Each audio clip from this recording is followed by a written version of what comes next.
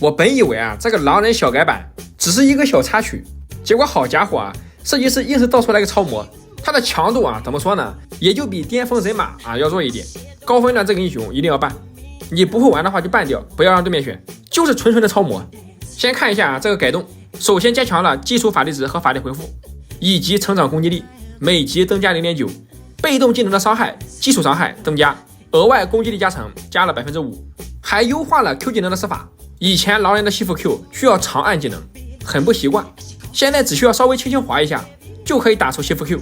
并且法力值消耗呢全等级40点。然后 W 啊新增了2个效果，主动释放时提升沃雷克的视野范围，且视野无视地形，只要在这个范围里，就算被地形挡着也能看到。然后提升了施法时的感知范围全地图。然后 CD 全等级降低10秒。然后一技能啊新增了一个，你释放之后啊1秒之内再点一次，不会触发恐惧效果，但是会返还近1半的冷却时间。这个很实用的，如果对面看你开 E 了，他就会先拉开，等你一技能放了之后呢，他再回来。所以你可以啊提前关闭，这样 CD 就很短，对面再上来我们也不虚。另外就是这个大招啊，你看这一波，现在大招啊是一个位移，你跳过去之后点击普攻就可以压制对面。以前大招啊是个直线，容易空补说对面前排还能挡着，现在好了，对吧？你先跳过去普攻锁定，有点端游啊老版狼人的感觉了。我可以保证啊，狼人这个英雄绝对超模，他跟龙女不一样，他本身的机制很优秀，龙女的数值再怎么加，在高分段就是不行，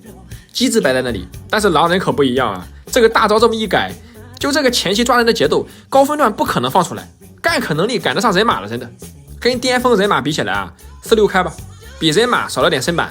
但只要你一技能啊这个免伤用得好，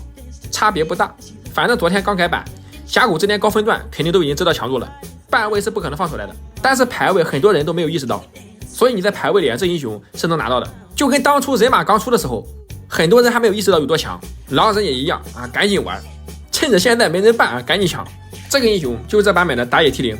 就看这个干可能力吧，大招跳过来，然后立马压制，再用恐惧把它炸回去，再 Q 技能吸附过来，你说你玩线上你怎么跑？以前还有几率躲狼人大招，现在你躲不掉呀，锁头你怎么躲？反正排位我不管，峡谷之巅你如果不玩的话赶紧办掉，想玩的话赶紧练。这个英雄不难，技能都很简单，首先就是 W， 它的被动啊就是当敌方生命值低于 50%， 你向他移动时就会获得加速，即便没有视野的时候也可以根据啊这个地图上这个血雾的特效来找对面的位置，并且攻击生命值低于 50% 的敌人会获得 60% 的攻速加成，对野怪也生效。所以打野的时候啊可以先惩戒，把野怪的血条打成半血。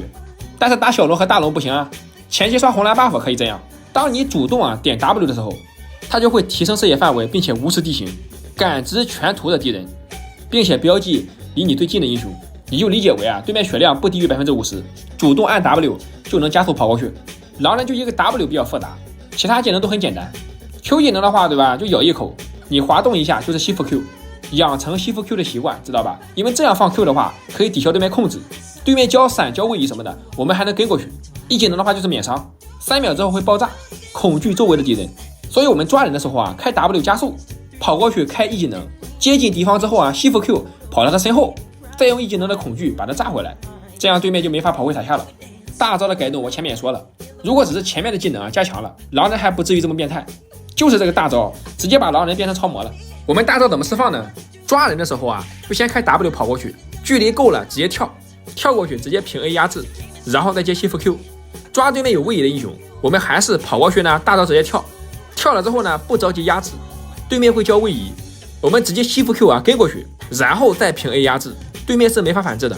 而且现在狼人的伤害啊很高，脆皮根本活不到压制完。就你看这最后一波4件套的狼人啊，就这个伤害，艾克进来操作被我一口咬死了，然后大招直接压制，金克斯直接秒了。还是那句话，一个英雄机制好了，数值还不低，他不超模谁超模？我感觉后续啊狼人这个英雄肯定得砍得跟人马一样，空有机制啊，但数值的话有点低，装备和符文就左下角这一套。虽然之前啊狼人很冷门，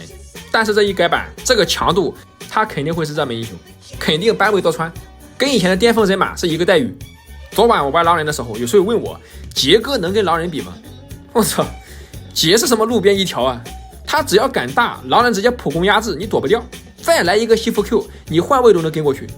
根本不是一个等级的，知道吗？不要拿姐来侮辱狼人，知道吗？路边一条，你是怎么能问出这个问题的呢？感觉你明知故问。